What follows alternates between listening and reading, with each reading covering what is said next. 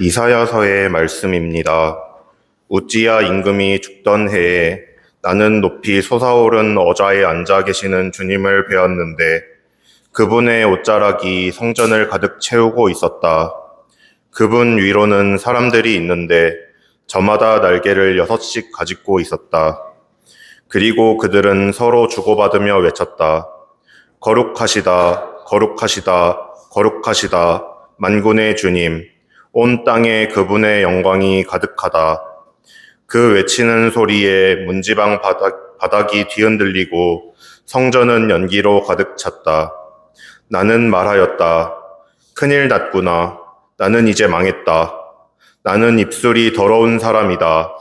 입술이 더러운 백성 가운데 살면서 임금이신 만군의 주님을 내 눈으로 뵙다니. 그러자 사람들 가운데 하나가 제단에서 타는 숯을 부집개로 집어 손에 들고 나에게 날아와 그것을 내 입에 대고 말하였다. 자, 이것이 너의 입술에 닿았으니 너의 죄는 없어지고 너의 죄악은 사라졌다. 그때 나는 이렇게 말씀하시는 주님의 소리를 들었다. 내가 누구를 보낼까? 누가 우리를 위하여 가리오? 내가 아뢰었다. 제가 있지 않습니까? 저를 보내십시오. 주님의 말씀입니다. 하느님 감사합니다. 주님 천사들 앞에서 찬미 노래 부르나이다. 주님 천사들 앞에서 찬미 노래 부르나이다. 주님 제 마음 다하여 당신을 찬송하나이다. 제 입의 말씀을 들어주시기에 천사들 앞에서 찬미 노래 부르나이다. 거룩한 선전 앞에 엎드리나이다. 주님 천사들 앞에서 찬미 노래 부르나이다. 당신은 자애롭고 진실하시니 당신 이름 찬송하나이다. 제가 부르짖던 날 당신이 응답하시고 저를 당당하게 세우시니 제 영혼에 힘이 솟았나이다. 주님 천사들 앞에서 찬미 노래 부르나이다. 주님 세상 임금들이 당신 말씀 들을 때 저들이 모두 당신을 찬송하게 하소서. 주님 영광 크시오니 주님의 길을 노래하게 하소서. 주님 천사들 앞에서 찬미 노래 부르나이다. 주님은 오른손으로 저를 구하시나이다. 나를 위하여 모든 것을 이루시리라. 주님, 당신 자애는 영원하시옵니다. 당신 손수 빚으신 것들 저버리지 마소서. 주님 천사들 앞에서 찬미 노래 부르나이다. 사도 바오로의 코린토에서 말씀입니다. 형제 여러분, 내가 이미 전한 복음을 여러분에게 상기시키고자 합니다. 여러분은 이 복음을 받아들여 그 안에 굳건히 서 있습니다. 내가 여러분에게 전한 이 복음 말씀을 굳게 지킨다면, 또 여러분이 헛되이 믿게 된 것이 아니라면 여러분은 이 복음으로 구원을 받습니다. 나도 전해받았고 여러분에게 무엇보다 먼저 전해준 복음은 이렇습니다. 곧 그리스도께서는 성경 말씀대로 우리의 죄 때문에 돌아가시고 묻히셨으며 성경 말씀대로 사한날에 되살아나시어 케파에게 또 이어서 12사도에게 나타나셨습니다. 그 다음에는 한 번에 500명이 넘는 형제들에게 나타나셨는데 그 가운데 더러는 이미 세상을 떠났지만 대부분은 아직도 살아있습니다. 그 다음에는 야고보에게 또 이어서 다른 모든 사도에게 나타나셨습니다. 맨 마지막으로는 칡싹둥이 같은 나에게도 나타나셨습니다. 사실 나는 사도들 가운데 가장 보잘것없는 자로서 사도라고 부를 분리의 자격조차 없는 몸입니다. 하느님의 교회를 박해하였기 때문입니다. 그러나 하느님의 은총으로 지금의 내가 되었습니다. 하느님께서 나에게 베푸신 은총은 헛되지 않았습니다. 나는 그들 가운데 누구보다도 애를 많이 썼습니다. 그러나 그것은 내가 아니라 나와 함께 있는 하느님의 은총이 한 것입니다. 그리하여 나나 그들이나 우리 모두 이렇게 선포하고 있으며 여러분도 이렇게 믿게 되었습니다. 주님의 말씀입니다. 주님 감사합니다. 모두 일어서십시오.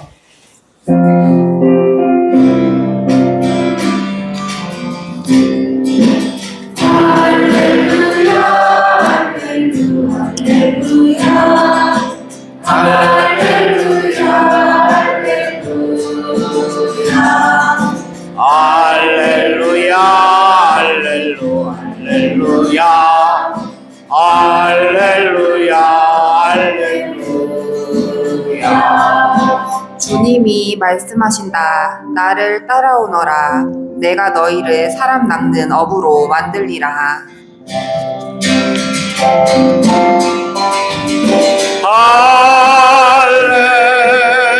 할렐루야 할렐루야 할렐루야. 주님께서 여러분과 함께 또한 사제의 영과 함께 루카가 전한 거룩한 복음입니다. 주님 영광 받으소서.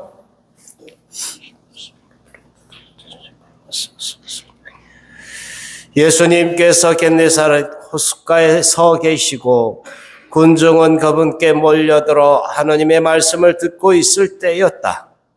그분께서는 호숫가에 대어놓은 배 두 척을 보셨다. 어부들은 거기에서 내려 그물을 싣고 있었다. 예수님께서는 그 두 배 가운데 시몬의 배에 오르시어 그에게 무태서 조금 저 나가달라고 부탁하신 다음 그 배에 앉으시어 군중을 가르치셨다. 예수님께서 말씀을 마치시고 나서 시몬에게 이르셨다. 깊은 데로 저 나가서 그물을 내려 고기를 잡아라. 시몬이 스승님, 저희가 밤새도록 애썼지만 한 마리도 잡지 못하였습니다. 그러나 스승님의 말씀대로 제가 그물을 내리겠습니다 하고 대답하였다. 그렇게 하자 그들은 그물이 찢어질 만큼 매우 많은 물고기를 잡게 되었다. 그래서 다른 배에 있는 동료들에게 손짓하여 와서 도와달라고 하였다. 동료들이 와서 고기를 두 배에 가득 채우니 배가 가라앉을 지경이 되었다. 시몬 베드로가 그것을 보고 예수님의 무릎 앞에 엎드려 말하였다. 주님, 저에게서 떠나주십시오. 저는 죄 많은 사람입니다. 사실 베드로도 그와 함께 있던 이들도 모두 자기들이 잡은 그 많은 고기를 보고 몹시 놀랐던 것이다. 시몬의 동업자인 제베도의 두 아들 야고보와 요한도 그러하였다. 예수님께서 시몬에게 이르셨다. 두려워하지 마라. 이제부터 너는 사람을 낚을 것이다. 그들은 배를 저어다 못에 대어 놓은 다음 모든 것을 버리고 예수님을 따랐다. 주님의 말씀입니다. 그리스도님 참여합니다.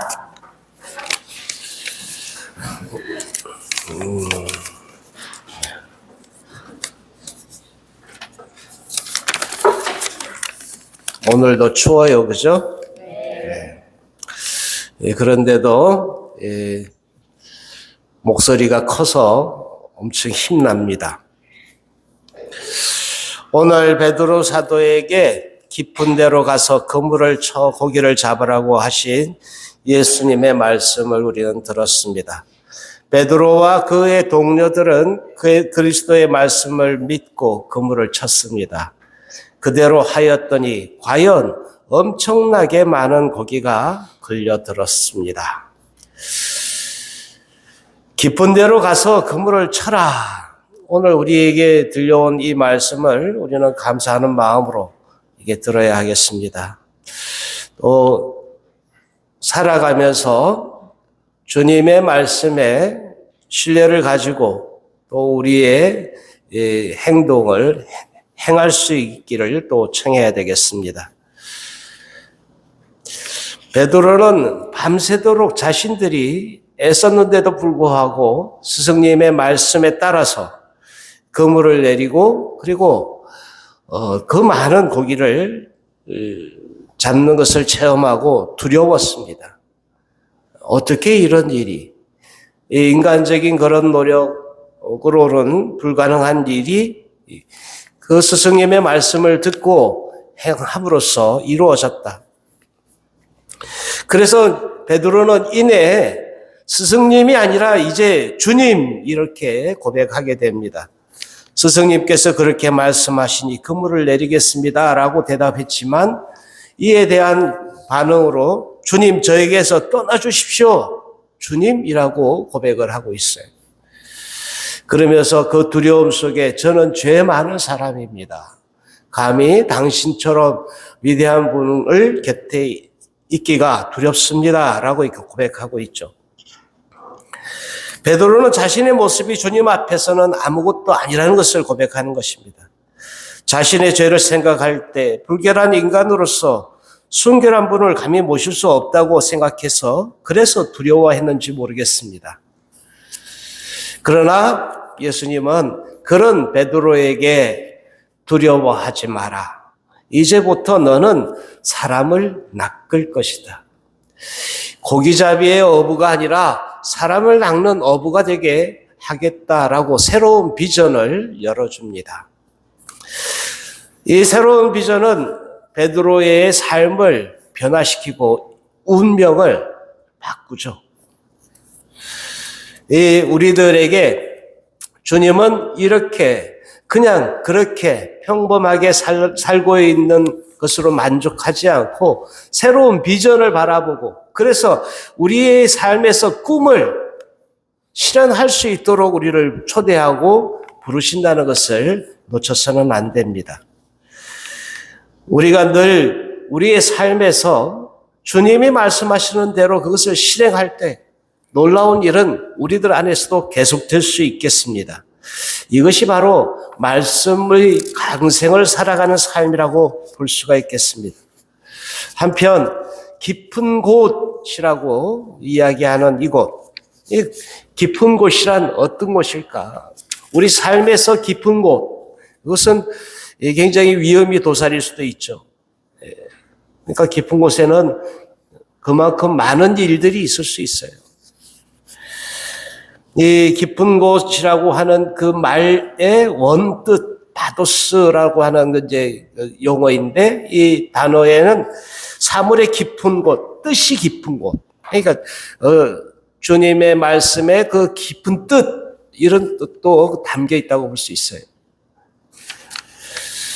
하나님의 말씀을 깊이 생각하는 것. 그래서 주님이 나에게 들려주시는 그 말씀을 깊이 묵상하고 그 말씀을 깊이 성찰한 다음에 그것을 실행하려고 하는 그런 노력들도 그 안에 담겨 있다고 볼 수가 있죠. 한편 우리가 또 꿈에 대한 이야기를 하면서 어떤 학자는 이렇게 이야기합니다. 꿈을 가지고 이상적으로 세상을 바라보는 사람은 현실에 집착하는 사람보다 저항력이 강하다. 꿈이 있는 사람은 훨씬 행복하며 건강한 생활을 한다고 이야기합니다. 꿈이 있으면 희망이 있고 또 그래서 건강하고 행복해진다는 거예요. 그러면 우리들에게 그러면 다시 한번 물어야 되겠어요. 나 자신의 꿈은 무엇입니까? 여러분의 꿈은 무엇이죠? 꿈이 있어요? 꿈이 없어요? 있어요? 네. 꿈이 있는 사람은 행복하다. 건강하다. 새로운 비전을 열어주신다고 이야기할 때 그 새로운 비전을 우리가 여기서 제대로 알아보지 못하고 제대로 이렇게 생각하지 못한 것들을 이렇게 고개를 들고 새롭게 바라보게 만들어주는 것을 의미합니다. 그래서 꿈을 가지게 만들고 이상을 새로 세우게 만드는 것이죠. 꿈이 있으면 우리의 눈가에 이 새로운 핏기, 생기가 돌게 만듭니다. 이런 이야기를 메거드 장군은 했다고 그래요. 사람은 나이 먹었다는 이유로 늙지 않는다. 사람은 꿈을 포기했을 때 비로소 늙는다. 세월은 피부에 주름살이 생기게 하지만 인생에 대한 호기심을 잃으면 영혼에 주름살이 생긴다. 굉장히 와닿을 수 있는 말인 것 같아요. 꿈에 있어 삶의 희망을 가지고 행복하면 이 주름살도 펴진다는 얘기죠. 정말 이뻐지고 아름다워지기 위해서는 이 꿈을 잃지 마라. 그러니까 예수님은 우리를 부르실 때 당신을 따라오너라 라고 이야기할 때 그 따라옴이 그냥 가만히 이 현실 안에서 안주하고 그 안에서 문제 해결을 하고 이렇게만 살라고 하는 것이 아니고 새로운 비전으로 바라보고 그래서 희망하고 그래서 행복한 삶을 살라고 우리를 부르신다. 그러니까 예수님께 가까이 올 때는 늘 행복한 마음, 기쁜 마음으로 와야 되겠죠. 그죠? 네. 우리들을 그렇게 새롭게 만들어 주시니까. 우리 마음속에 이 꿈과 믿음을 얻음으로써 행복해질 뿐만 아니라 아름다워지고 또 이뻐지고 그래서 이 힘 있는 생활을 계속해 나갈 수 있었으면 좋겠습니다. 많은 사람들이 이 꿈을 이루기 위해서 그렇게 실제로 노력했고 이 꿈을 이루는 데는 어떤 조건이 필요하지 않아요. 그냥 하는 거예요. 그냥.